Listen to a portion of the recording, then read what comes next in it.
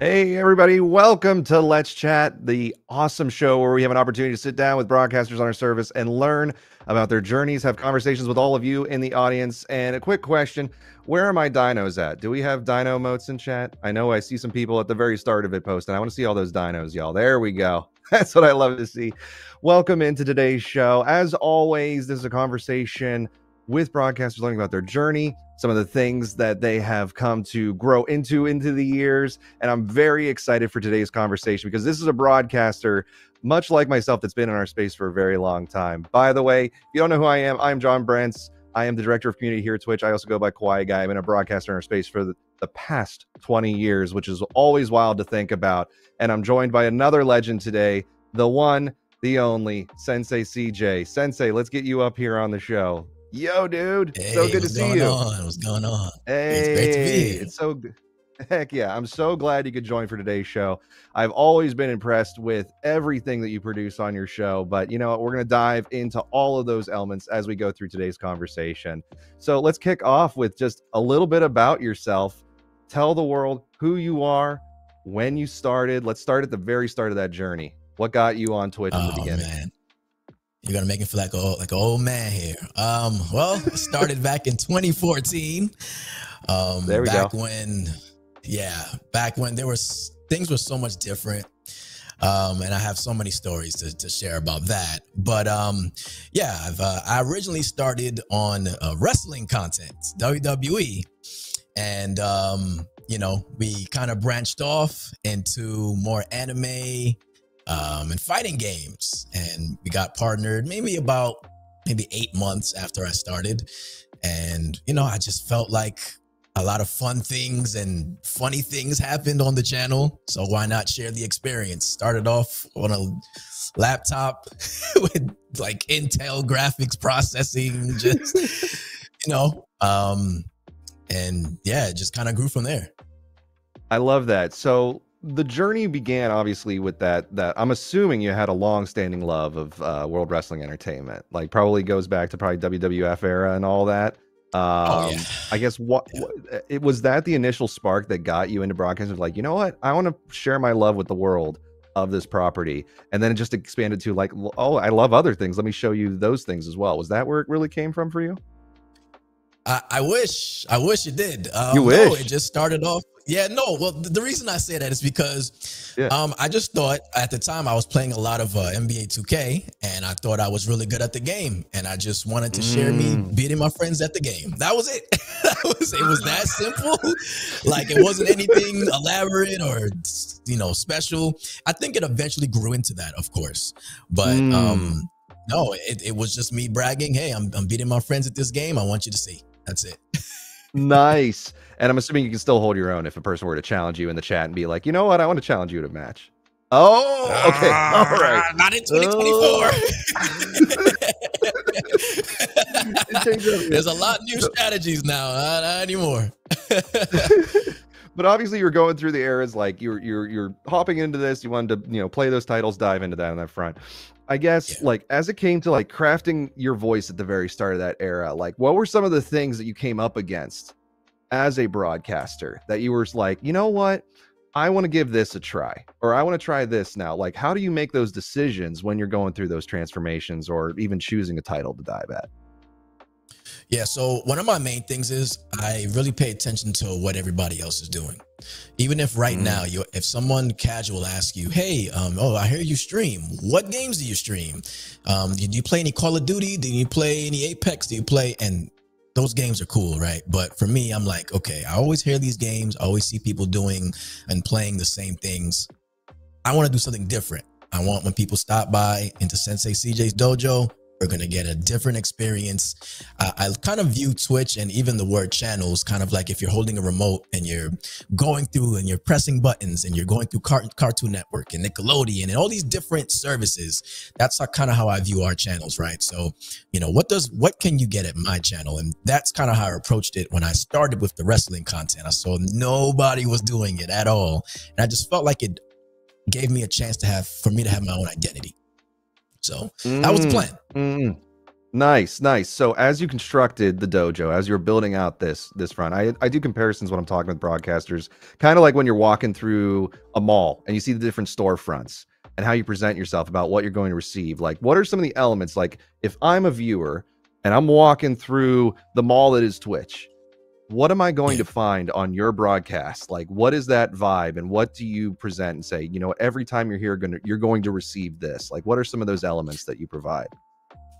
Yeah, so whenever people stop like on my channel, especially if you're a regular, my goal is to kind of make you feel like you're literally like a warrior in like a dojo, right? Like, because I feel like there's certain aspects of confidence that you can take that into your real lives and approach life like that, right? So I just want you to feel like an individual, like every person matters, even if you look at it in the grand scape of like, let's say a Marvel universe or an anime. You know, I want every character to feel important. I want everybody to have their own just element, right? Whatever you are, even if it creates a new persona for you, whatever it is that you want, I want you to express yourself and just feel like a unique individual. I like that you were saying the concept of personas, because we take on different elements of performance. I was saying right before we hopped live here, like even my own branding has changed over the years. When I was doing comedy on YouTube at the very start of my journey, I was a cast member at SMBC. It was crass. It was weird. We did, you know, different types of sketches, right? And then over the years, my brand evolved into KawaiiGuy. Do you feel like your brand has evolved over time with either personal discoveries or things that you have found work for your channel, and also for identifying your audience, as you're saying, coming in with their own warrior arcs? Yes. So what I had to learn was sometimes it's not always best to just play one game. Because when you start to play something else, you start looking around like, where is everybody? Where'd everybody go? You were just rocking with me, right? So, and my first example of that was, I remember, this was when the OG Elgatos came out, where you can stream retro games that had like composite and component cables and all of that. So I remember I got an N64, I got my Paper Mario, I loaded the cartridge up. I was so excited, and I'm like, oh, they're gonna love this. Oh my gosh, I'm playing authentic Paper Mario. And I started the stream up, crickets. And I'm like, they just loved me 2 seconds ago, right? So, you know, I kind of had to learn in order for me to, I guess, grow the way I want, I need to really start diversifying my content and really get into variety. And that's the direction I wanted to go. Because I had to learn that the hard way. You do learn it the hard way. I think every broadcaster learns the hard way. I always, when I'm talking with broadcasters or I'm coaching people upwards, I always talk about there's 3 pathways you can kind of choose in the arc of your broadcast journey. You can either, you know, center yourself, you do one type of content, like one category. Let's say you're a hardcore Fortnite streamer or a hardcore Street Fighter player, right? You go down that path. But let's say you evolve. You have interest in, like, if you're Street Fighter, you have an, you know, interest in Mortal Kombat or Tekken. Obviously, Tekken's hitting right now. And so that can be, you know, the opportunity for you to go to the second pathway, which is genre specific. So if you have a love of fighting games, now you can expand. Or for like myself, it's love of JRPGs. And I know we share that. We share a love of JRPGs. Okay, well, fans of JRPGs can find a home with us. When you go pure variety, I always say it's the slowest pathway, but it's the longest pathway that you can build for yourself over time, because then people become interested in who you are and what you stand for, and they align with that. And then that carries the long tail. But I guess when you're choosing like a title, like a, you know, Paper Mario, do you find that like some people are just like, wait a second, I was expecting, you know, WWE or like more competitive games or fighting games. This isn't my vibe. Or like, how do you separate the decisions you make from like the potential audience that's going to come in? Like, how do you choose between those? I'm gonna be honest, man. I stopped caring. Like, honestly, that's great. I'm gonna tell you because like I need to make sure I'm having fun first and foremost. Like, I can't be on stream for hours and hours playing a game I don't want to play because that's what people want to see of me, right? Like, you know, I always tell them, I'm like, listen, there are some other people playing this game. If you want to see the game, I mean, you're more than welcome to go check them out, right? But I need to make sure that I'm having fun, because when you have fun, the community feels that. It's a one-to-one, like it's a collaborative effort. I always say that, like this is something that, you know, we feed off each other's energy.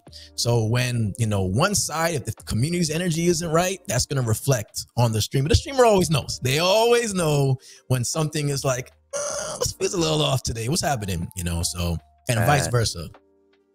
So okay. So it's good. It's good that you've reached that point, because I know some people can get really absorbed in the numbers game, where it's like, I have to keep doing this thing. I hate playing this game, but I know it gets me numbers. And that's where you begin to separate away from playing the chase, like chasing the algorithm or chasing the number, and more of just like, how am I actually developing myself professionally? Based on interests or who I'm trying to attract. And it's a tough separation for many people to do. So like, do you remember the point at which you stopped caring? Do you remember when that shift was for you? Was it pretty early in the career? Was it like later into the career? Like what point was it where you're just like, you know what, let's go on this path? It just sounds so bad, but I stopped caring around probably like a year in after, you know, as you say, chasing the numbers. You know, I knew that the wrestling content and at that time, you know, got me the viewership I seeked. And, you know, in those days, it was way harder to become Twitch partner numerically. So, you know, I was like, oh, I gotta continue doing this. So, you know, there were times where it's just like, I do not feel like playing this today, but you know what? Gotta get on that chase, right? So, you know, there are times of that, but maybe about like a year after, I was just like, you know what? I rather people come by for me and my content and just to hang with the community than just the game. You know, like I feel like I'm more than a game. I'm a presence in my own, right? So, and I feel like everybody should feel like that. Like you matter. Like it's not just the game, right? You know, your commentary on the gameplay and other things that you bring to your channel, it all matters, right? So we should all feel like individuals. I love that. I love that. And just so everybody knows, we have the chat open on our side. As you know, if any of the things we're saying ring true to you, expand on it in the chat, share those thoughts with us in the chat. We got them up on our side. Want to shout some of y'all out as we're having these combos today. Talking about like when the flow of games like Paper Mario, or heck, I'd say most JRPGs, or I think of like games like Baldur's Gate, which is obviously trending and stuff like that. Those can be slower progression. So like when people are coming in to get to know you, they may feel like, oh, should I step in if I don't really know where you're at in the story? Or even you as a broadcaster may feel like, oh, this is text heavy.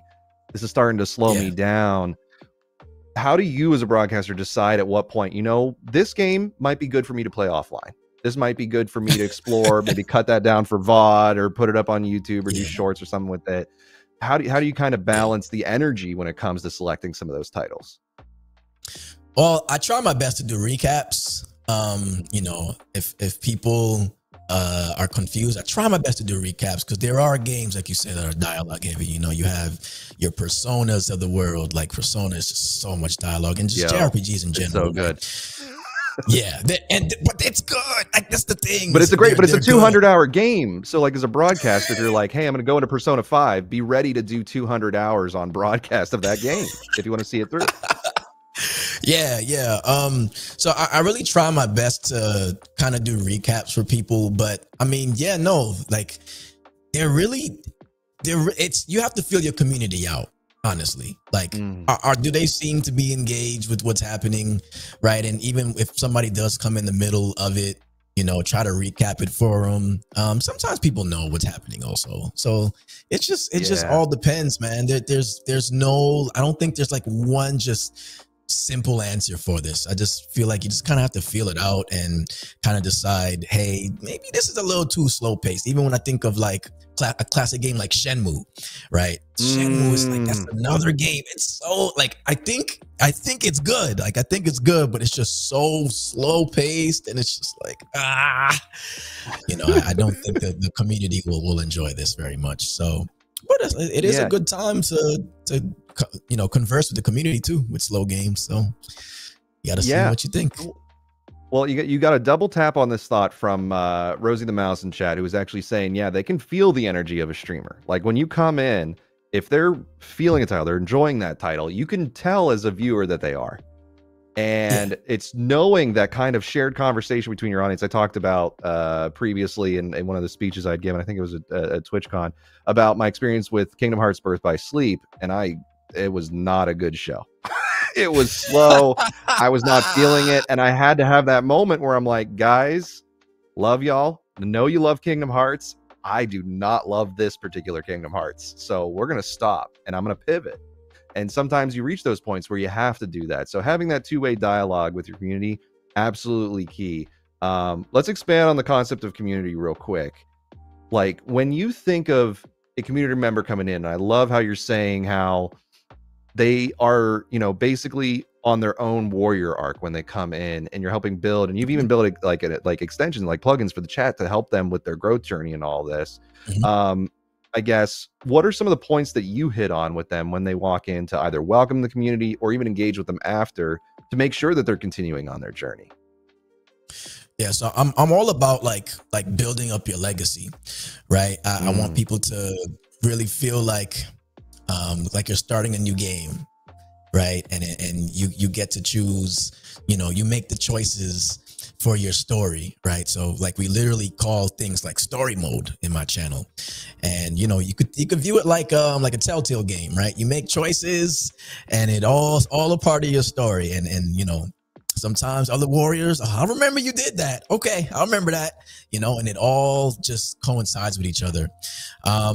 Yeah, again, it's just again all about making people feel like individuals, and you matter, like you matter as an individual.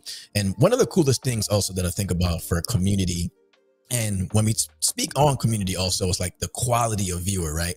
So when, let's say if I get up and go to the bathroom or something, if the chat is still moving, people are still talking to each other, like that's a community to me. Like it's not all about me. It's like you guys are catching up with each other. Hey, what's up, man? How was your day? What's going on? What'd you do today? And then people remember different conversations you had with each other. That is a community. That's like quality to me, So that's what matters to me.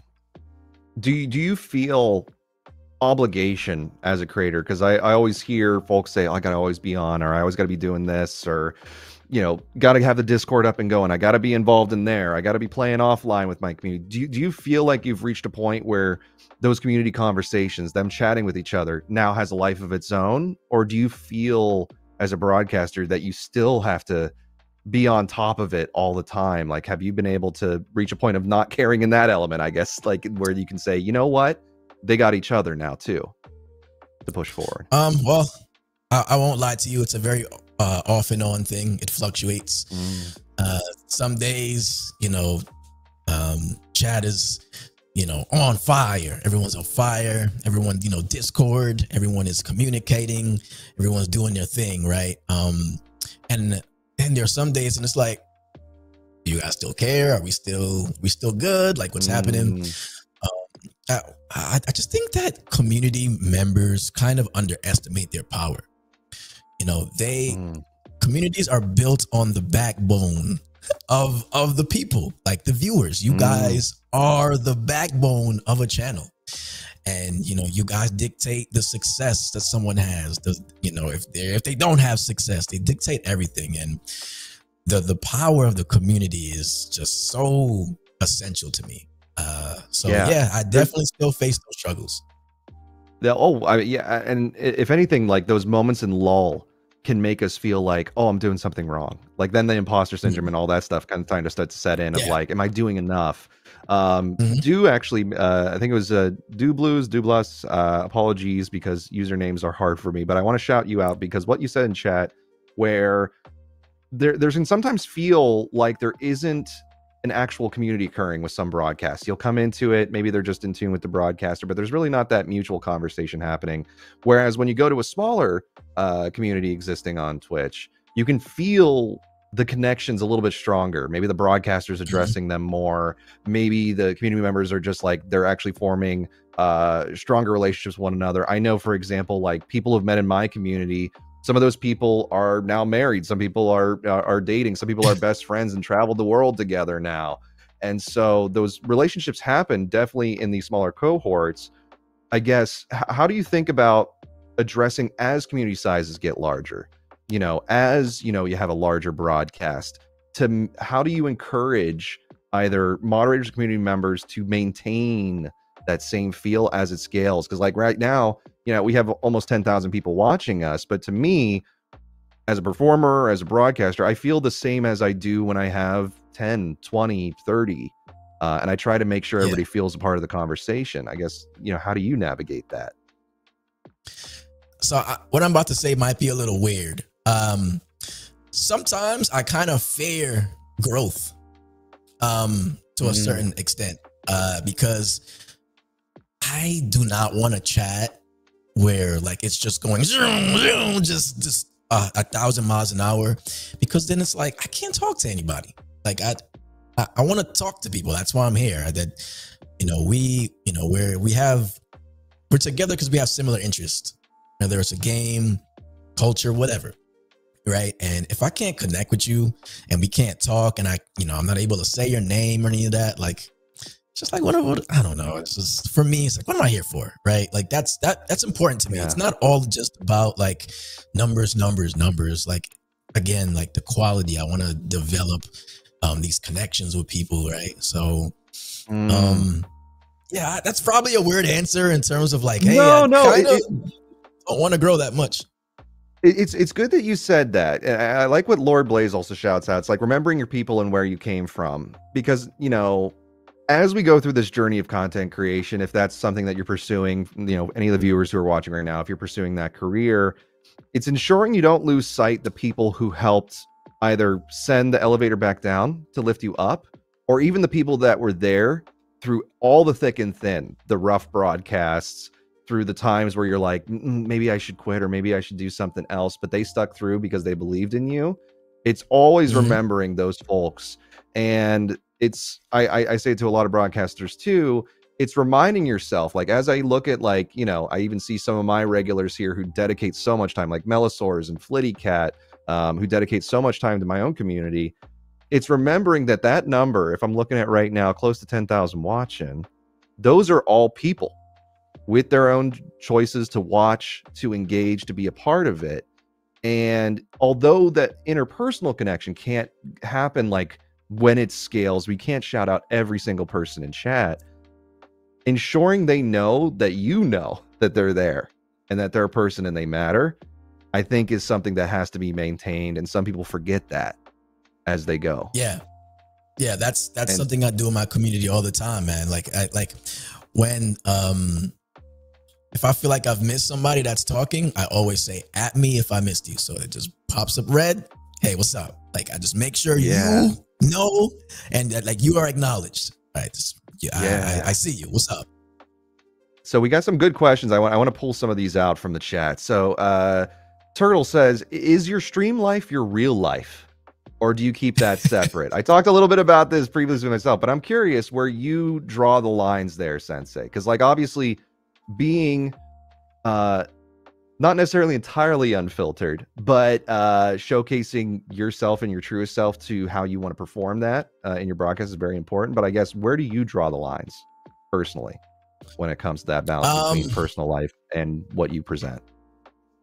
Yeah, usually, like, no, like, obviously there are elements of your real life that go into stream life, but no, there's definitely elements of my life that I definitely keep for myself privately. I feel like we as creators, streamers, we share so much of our life is public, right? Like, I still value having things private for yourself and just for you. Like, nobody needs to know, like, this is just for you and whoever, your family, whatever the case is. Like, I just feel like everything doesn't have to be on the internet. Once something hits the internet, it's on there forever. And like, that's it, it's over. Right. So, yeah, I still believe in keeping those things separate for sure. Yeah, for sure. And there was a question. Let me actually shout out the individual who actually highlighted this. Kenny, what is like the line between that and a parasocial relationship? Because obviously, when we think of the relationships that can form between us and our audiences, we want to have the meaningful connections. We want them to feel a part of the community. We want them to know that, you know, you're here for this part of the journey or for this amount of time that we have together. Let's celebrate and enjoy it together. But it can transition into uncomfortable conversations. It can transition into, hey, you know, can I show up? The rule of thumb, I think, number one is never show up to anybody's houses unannounced. That should just be a given. Don't do that. But I guess, have you ever had to balance that? You know, the difference between like having like solid community communication and the dangers of potentially a parasocial relationship. Yeah. One of the major things I do, I make sure to set that boundary like real fast, right? I'm from New York. A lot of us are outspoken. You know, we're gonna tell you how we feel, right? So I'll let you know. And what happens a lot is sometimes different communities allow certain words to be used or certain language, or they might have they might be more strict or more lax or whatever the case is, you know. If you bring that to my community, I'll tell you off rip. Listen, this is what it is. Like I'm not with that. Like I'm gonna let you know from right now, right? So I set that boundary pretty fast. Like I don't really have to deal with that. And you know, and if there's any problems past that, just get banned, man. Like just get banned. like I don't care. And I think it's for broadcasters to be comfortable with, if a person doesn't fit the vibe of the channel, the content you're making, it's okay to ban or remove them if they're not being an active part of the conversation. That is okay. It's totally capable for you to do that and make that choice on your side. I was getting a kick out of somebody shouted out my resemblance to John Oliver. Now I can't unsee it because I'm seeing some of that stuff too. But I appreciate you shouting that out. This is a good question from Sickonomics. Curious, how do you go about having a community grow closer together, keep it alive in Discord, in social, you know, how do you further encourage that community growth? Do you have any mechanics? I know we were talking about you have a chat-based prompt, so like people can level up mons in your chat, for example. Can you talk a little bit about some of those mechanisms that you use? Yeah, it's really about that interaction and integration, right? You have to, again, continue to make people feel like they are part of, at least that's what works for me anyway. I don't want to make this seem like this is the one way, but for me, what works for me is, you know, making people feel a part of the show, right? Their decisions, what they do, it's a big deal to me. It's a part of showing that appreciation, because I've been on the platform for a long time, and I still appreciate just like people saying what's up. Like you have to appreciate the foundation, right? Like people still saying hello still means something to me, and you have to give back to that, I feel like. And if anything, speaking about imposter syndrome, that's probably like one of the biggest challenges for me is, am I doing enough that makes people feel like they should continue to return? Right. And it's kind of that eternal struggle of viewer retention, especially new viewer retention. But yeah, just make people feel more involved. Discord is huge. Discord is huge because offline, it's an offline aspect, and you get just have more time to speak to people and the community come together and just make people feel more involved in decisions you make. You know, if you say, hey, what game are we playing? You give options, the community votes for that option, play that game. They decided for it. You know, just make their decision. It's as simple as that. Any decision you make sure that they are involved in it. Yeah, and I think as part of that, and this was actually a good flag raised by Play by Society, and this is something that I think we just all have to acknowledge as a collective community. Some streamers are doing it all on their own, and some have a whole team of people behind them. And that's an acknowledgement which I think we all should, you know, think about and process when it comes to the amount of time we can give to what we're working on. Because yeah, there are people out there that start on, like, if we think of like life is a staircase, right? There's some people who are already starting at the top of the staircase because they have the funds, they have the team. You know, there's all those variables in life where some people are already starting at a higher stage, and some of us have to work really hard to get ourselves to go up that staircase. Like for myself, I'm somewhere like in the lower middle right now when I think of that staircase. But I'm grateful for like people like I shouted out Mel and Flitty and like people who keep my show going beyond me just being live, because you know they started as community members and they became more active contributors. So like over time you begin to build your teams of folks that can be your support structure. I don't think it's something worth expending like any anger towards, like if a person had more opportunities at the start because they got that given to them or they were born into it or whatever. But it's acknowledging that, you know, that is a part of the ecosystem that you just have to navigate. But what gives me hope is that great performers and great broadcasters and great talent will shine above people that have just the teams and the money and the marketing, because you can't deny great talent if somebody's coming to a stage. Like if you're going to a Street Fighter tournament, somebody's great at Street Fighter, it doesn't matter where they came from. It matters they're just really great at it. I guess have you ever felt that challenge of like, you know, you say you like you're watching, you're seeing what's happening in a space. Do you ever feel that sort of competition or comparison start to come into your flow on your side, Sensei?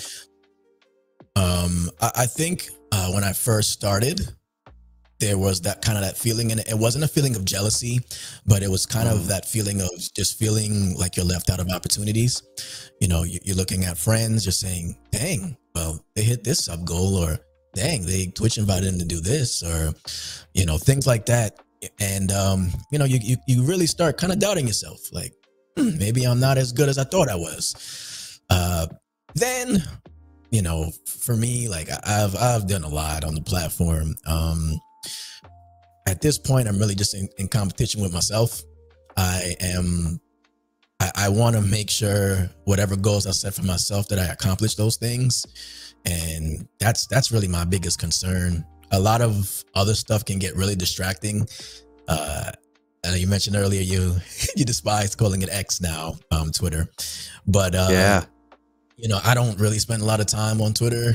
I'm just hyper focused on accomplishing the goals that I want.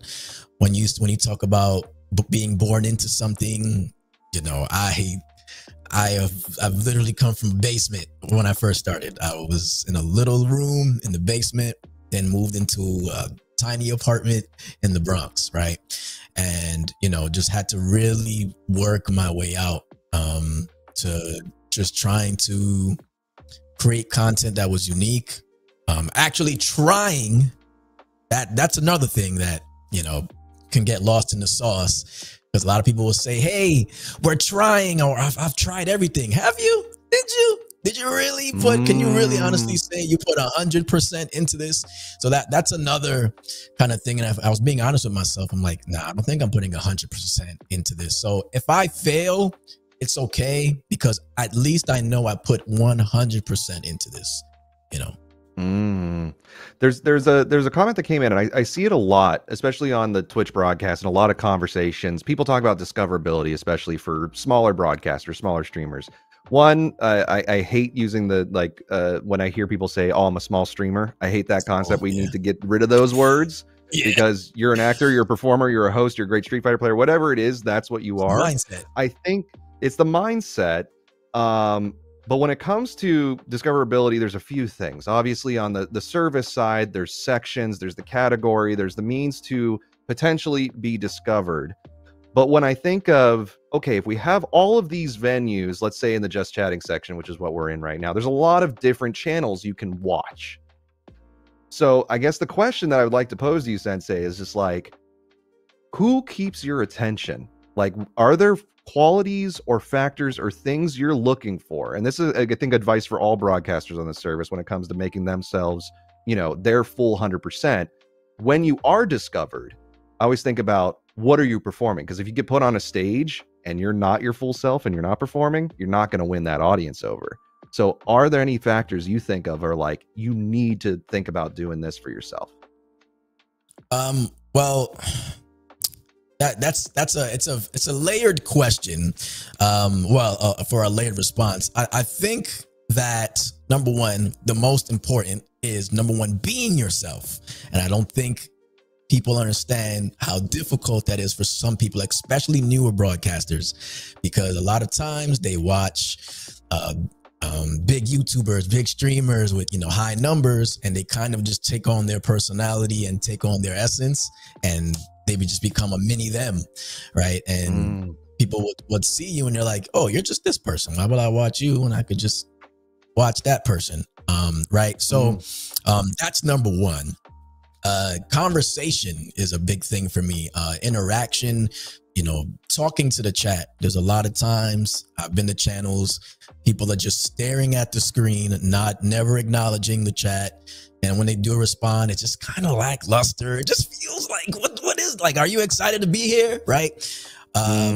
So yeah. And I also want people to understand, you do not have to be like this big over the top, like, personality. You don't have to jump around and do backflips, and, you know, you don't have to do that. If that's not you, like, you don't have to do that, right? If you're monotone, get into that. I mean, like, maybe you might want to do some ASMR. I don't know. Like, there's different, like, little bags you can get into. Like, just be you, though. Whatever you is, do that and master that. That's very good. And there's exercises people can do when it comes to identifying, you know, how you structure your show, how you can get closer to that. I usually say it's your foundation, your additives, your distractions. The foundation is you and your core and what you want to showcase. Your additives are what make your show better. That's the game you're playing. That's the music you're performing. So think about like what those two key elements are for you, and make sure that's visible at all times on your broadcast as you're pushing through. And honestly, I identify very well with like what Jeremy Blake wrote here in chat. They wrote, I don't know, man, I'm 8K followers, averaging 6 to 10 viewers as of late. It's very annoying. And this roller coaster of viewership will occur through the entirety of career. No one is always at the top of viewership. There will be the peaks and valleys all throughout a career. On my previous YouTube channels, I have millions of subscribers, right? Those were earned over 5 years of time. It was not an easy grind. But now when my average viewership, like on my own channel, is about 20 to 30 people that show up. But I think the way that you visualize those people choosing to spend time with you, you really have to remember, these are people willing to spend their time with me. Give them a great show. Not every show sells out all the time. So don't get too down on yourself when it comes to the peaks and valleys that will naturally occur, because you have no control over who's going to come to your show. All you can do is say, I'm going to do a great show at this time, mark it, tell people where it's going to be and what you're going to be doing. And really, it's kind of from there, the audience's decision to choose to spend time. It's tough. Yeah. But I see here, Jeremy streams 10 to 15 hours a day. So this is another thing I want to bring up. What's the best way of saying it? The point of diminishing returns when it comes to spending time on something. And so I typically advise people to do like 1 to 2 hour shows. And then what else can you do elsewhere to bring people to your next performance? I guess that kind of ties to like social strategy or like how you promote externally. I'm curious, CJ, do you have any thoughts on, you know, how you spend your time in your day versus just, hey, I'm just going to do it for 10 to 15 hours? Yeah, you've touched up on a lot of good points there, and especially like understanding that this is a roller coaster ride, right? You know, there's as you say, peaks and valleys. No, it's a marathon. This is not going to be a sprint. Even when it feels like a sprint, you're gonna get tired at some point, and you know, you're gonna start feeling it. But yeah, first of all, streaming 10 to 15 hours, I would 100% not recommend. It's first of all, I feel like you're risking oversaturation of yourself. I'm a firm believer of like, make people miss you a little bit, right? Like, people you don't always have to be the main character. People don't always have to see you 24/7 in order to, you know, feel important. Again, it kind of goes with that quality over quantity discussion. But yeah, I would diversify on other platforms also, like, and bring them in to your channel, right? So those 10, 15 hours, maybe you could cut that to 3 to 4 while you're streaming. And then now we start looking at YouTube or TikTok, right? There's so many video editor integrations that Twitch has made now that I've myself have been using, right? So they let you edit your videos into vertical format. You can upload that straight to YouTube Shorts, which is, they just released it today. YouTube Shorts are huge. They're huge. Like, they are not stopping. Like, they are probably the highest growing thing on YouTube right now, YouTube Shorts. And uploading to TikTok. These are all different audiences you get to tap into, right? That you may not have met on Twitch. Twitch discoverabilities, it's a whole different challenge, because you have people on channels who are accustomed to being in these channels. They're not really going to be around, like, actively looking, right? Like, well, what we talking? Maybe like, I mean, even if you look at yourself, right? Think about, hey, am I, like, do I look for channels that often, right? Like I would, like, on YouTube, or am I really in the same places pretty much, right? So you gotta spread that across the board. The people that you meet new, they're probably in that process of looking for their home, right? That channel or a couple channels that's like makes them feel at home. The best way right now that I think on Twitch probably is word of mouth and collaboration, just because it's coming from a trusted source, right? So if you hear, like, if you hear, you know, if John says, hey, you should check this person out, I would be more willing to check that person out because you recommended it than me finding it on my own and just, like, I guess, guessing if their content is for me or not. That's right. That's right. It's very similar to, like, you recommend a cafe to a friend or a restaurant to a friend or a bar, and that becomes your space. You know, for those of us getting older like myself, it's like, you know, the show Cheers was on for a while. It's like people's got their Cheers, right? And once you find that home, then you stay there, or you try to stay there as long as you can until life comes into play, and that will inevitably happen. Usually you will see audiences transition every 4 years or so that you're content creating. So, like, my early career, those viewers now have families, or they graduated university, or they graduated high school. Like, every 4 years, life kind of shifts for people, and you expect your audience is going to transition out, usually in that time frame. So you have to think for yourself, you know, how do I welcome in those people? Like, when the first person says hi in a chat room, they're looking for a home to be in. As you said, they're looking to connect with somebody or feel out the vibe of the space, and is it a space for them? So being able to communicate that visually with the way you perform, the way you talk, the way, you know, your moderators talk in your chat, very important as they're going through. Even your appearance, everything. Yeah. Oh, your appearance, 100%. If you, I talked about this with Ratters on our last show. If I'm just sitting back here, just kind of lounged off cam, is that the best show I can perform? Heck no.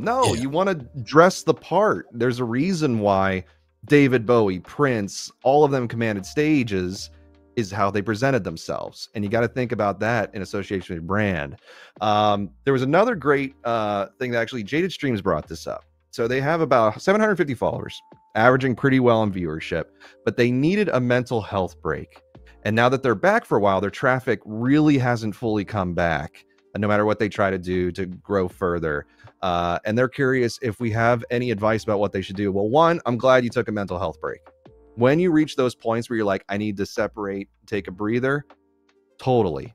You need to do that for yourself. So I highly recommend that if anybody ever reaches that point, or they're going too long, or 10 to 15 hours is like, oh man, they even said their carpal tunnels settle in.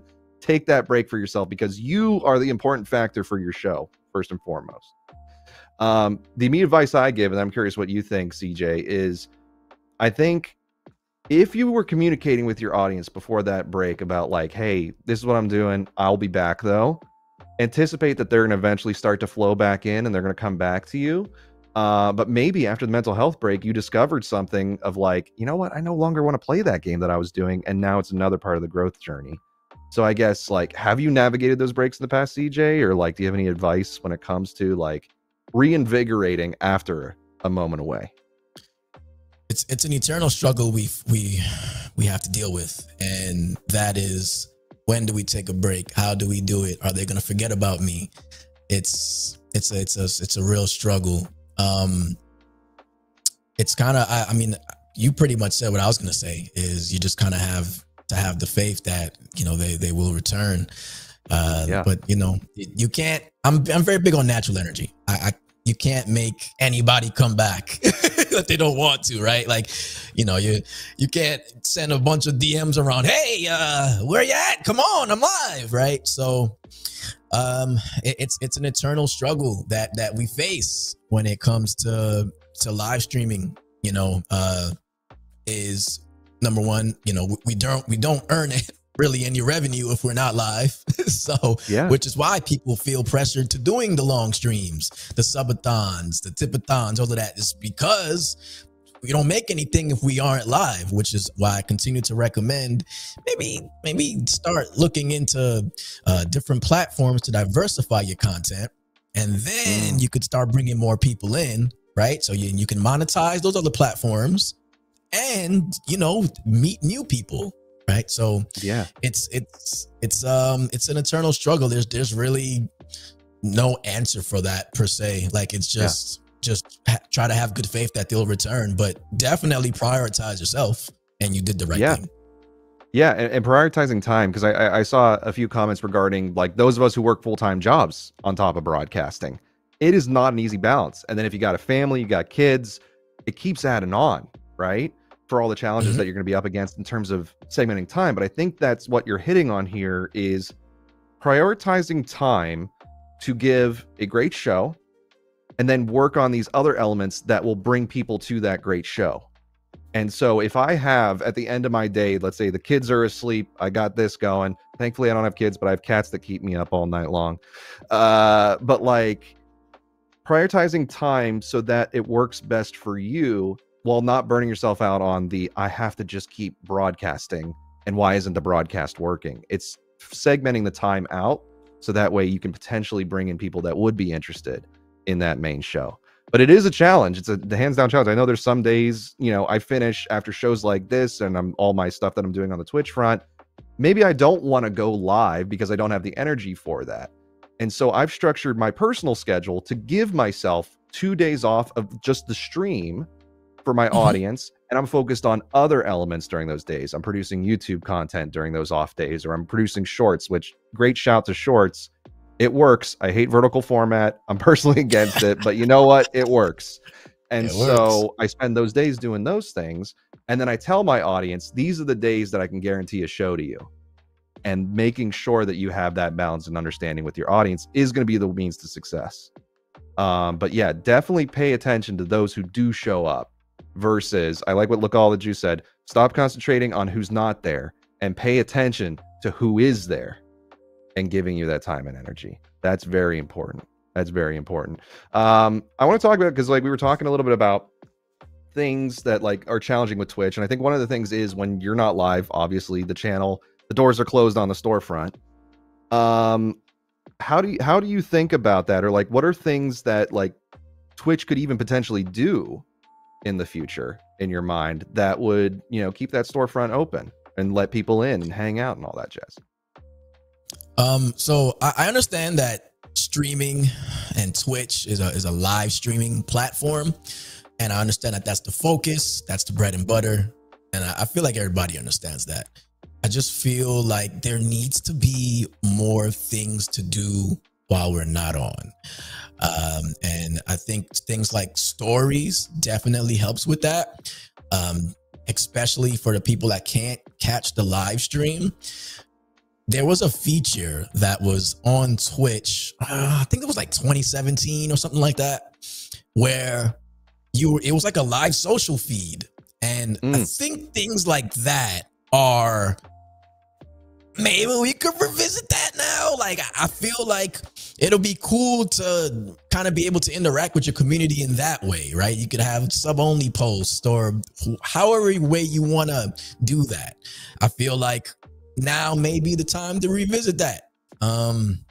There needs to be things to do while we are offline on the page, right? there just needs to be some more things that we can, that viewer can interact with, right? Because this is supposed to be their home, right? Mm-hmm. So yeah, it's like, what can you give to them while they might be browsing or might just be discovering you for the first time, but you're not live right now? So like, what can I do to provide to them? The shout out to the feed feature, I think is a wonderful one. I think of like some of the stuff that you've experimented with your chat when it comes to the leveling of the mons and stuff that you have built. Keeps them engaged while you're not there physically. And I think that's something to really think about as a broadcaster, as you're planning out, let's say your next week. If you're planning out your next week of content, okay, I will be live for sure. Let's say like tonight, I'm going live. Great. Tomorrow, what am I going to be doing that can encourage people or build a system so that way if I'm not live, they have something else they can consume or keep them in my world. And that's where like a lot of the distribution to outside services comes into play. But yeah, thinking through like what are those different elements to keep them there, it's a tough one. It's a tough one, but I think it's something that we should all collectively think about. Yeah. So for me, every month because I call it chapters. So every month it'll be a new chapter, and then every stream I call it a page. So it's like every day it's like a new opportunity to write your story. That's basically like kind of the concept and theme. And every chapter I create new game modes, new things for us to do. So, you know, we always have fresh content to continue to do, whether I'm online, offline, you know, fresh new commands, new game modes. A lot of times we try to visit different like universes, right? So like one time we'll visit like a Dragon Ball Z universe, and with that, you know, they'll have maybe they can have a rescue Krillin game mode, and you know, maybe you'll fight Frieza or stuff like that. You know, really start thinking outside the box and really thinking like, how can I create content that even when I'm not live, like my community can interact with? Because now that you're not in the picture or you're not live, now they can start interacting with each other and communicating with each other, and it just strengthens that community bond. I dig that. I think that's a really good shout. Is just, I think if anything, this would be my advice immediately to everybody in chat. It's just like, I think even like Smirky shouted it in the chat there, was just like, take some time for yourself, like a half hour before your next show, or maybe even 15 minutes before your next show, and just think about, okay, what is the mission I'm going to accomplish with my show, and how can I distribute that elsewhere as well to find in people who didn't show up for the live broadcast they might be interested in. Let's say if it is a boss fight tonight, if I'm going through a gym fight in Pokemon, because I'm going to play classic Pokemon tonight. Okay, well, let me then take the clip of that gym fight, and that's what I can redistribute elsewhere, because somebody might be looking for, okay, how did that person take on, and what Pokemon did they use, and did they fail? And then people can fight about me making the wrong choices. But I feel like, you know, there's ways that you can structure your show to then distribute elsewhere and have that in mind as you're going through. So something I want to talk about too is just like, where do you see like the future going? Because like obviously there's tons of creators out there, there's lots of content being produced, lots of people are live all across the space.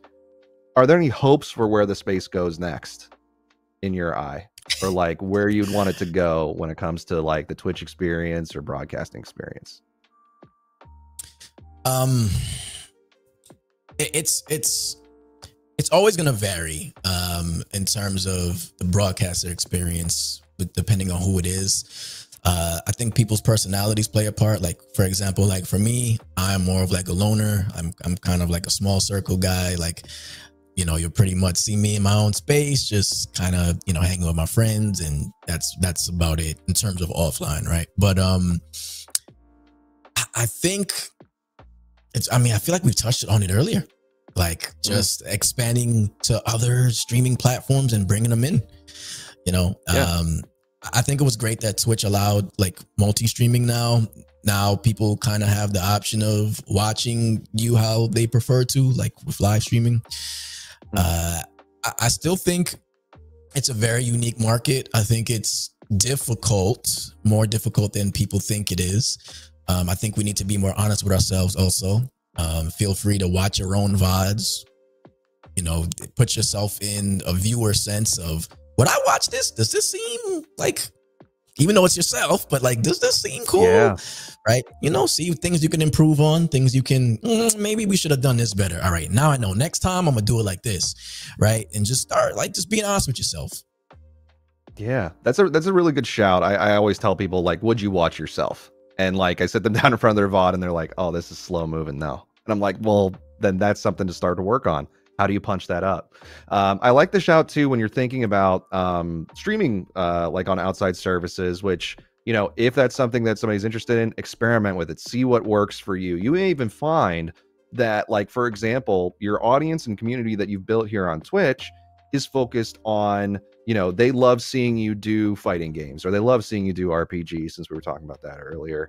And then perhaps another venue performing in could be the experimental venue. It's like a concert performer. If you're going to a concert with a famous musician, you're hoping that it's going to be high quality, you know, produced in a manner that it just like feels like the album that you listen to.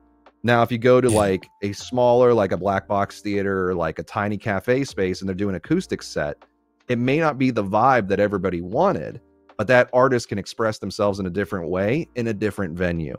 So this might be an opportunity for you to try different things on different venues to see what works best for building up your overall brand. So there's different ways you can experiment. I know you were saying you had tried with a YouTube broadcast recently, but you were doing, which game was it? You felt it was a little slow progression on the text and stuff like that. Was it a JRPG you were doing? Yakuza.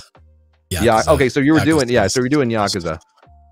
Yeah. There's so much dialogue. There's so much going on there, and it's a turn-based. Yeah. And so that might work in a different venue than, let's say, a higher energy broadcast that your audience is expecting on a Twitch broadcast. So it's a balance that you can think of for yourself when you're experimenting. Playing the same concert in multiple venues has never worked for me. So like doing the multi-stream option where it's just like I'm ingesting the same show in all these different places, never personally worked for me. It's just too many things to balance on the broadcaster front. But try what works for you when it comes to those elements. We're rapidly approaching time, but I want to ask one more question. For your journey, what do you think is your next evolution, or what next stage of evolution are you hoping to achieve? And you can attribute this to success, like you hope to reach this next stage. Like, what is the next thing that you hope to accomplish?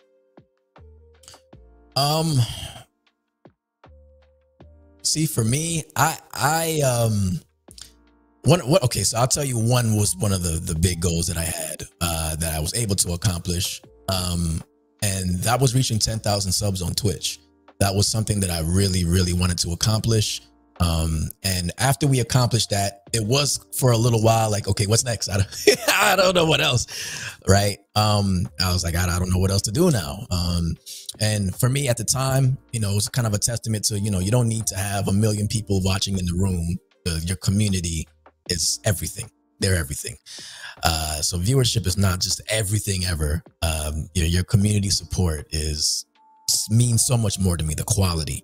That being said, probably my YouTube journey. I've been posting more on YouTube, more on TikTok, SenseiCJ, and, you know, just kind of seeing where that goes. Is that something that I'll be able to understand and conquer? I do not understand algorithms at all.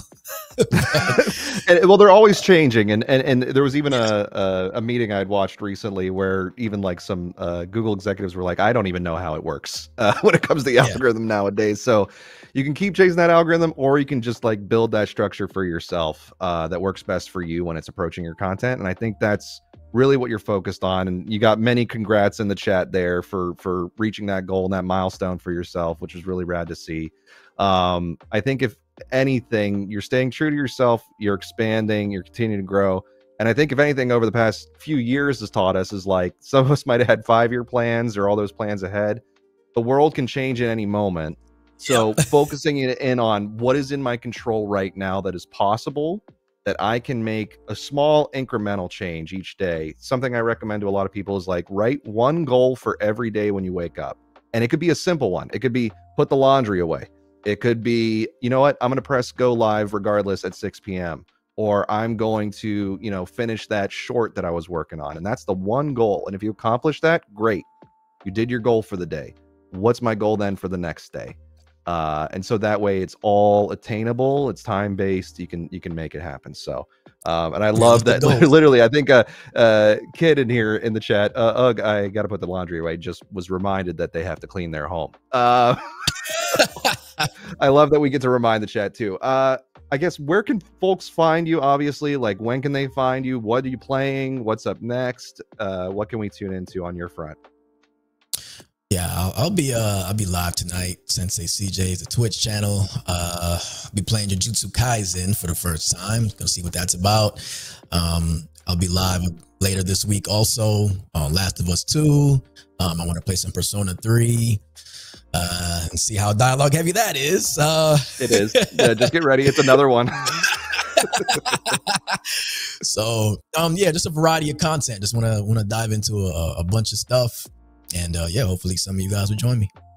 Heck yeah. Well, definitely do that, y'all. Make sure you toss SenseiCJ a follow.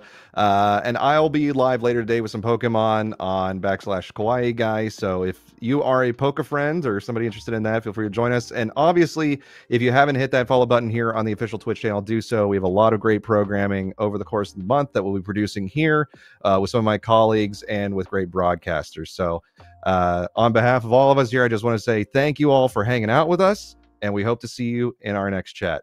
Take care, everybody. Have a great one.